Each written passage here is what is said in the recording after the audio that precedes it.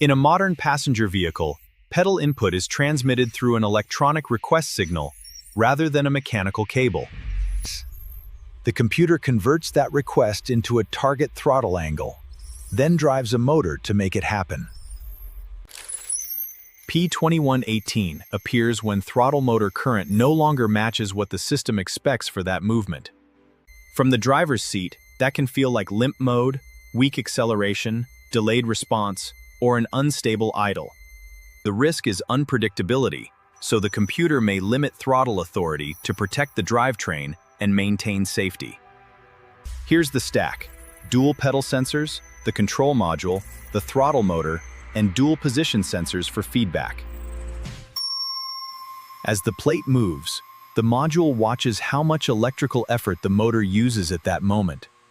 First physics path: mechanical drag, like carbon buildup or worn gears, forces higher current to overcome resistance.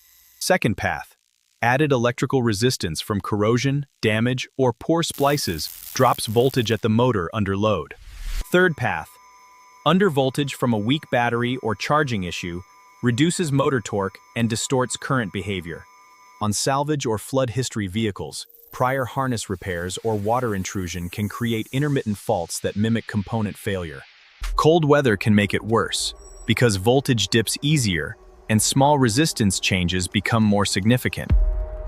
Professionals start with captured conditions, look for companion faults, and compare requested throttle movement to actual movement. Then they correlate motor effort with supply stability, because current, voltage, and mechanical load are inseparable in this loop. Voltage drop testing under load reveals hidden losses in power or ground that a simple continuity check can miss.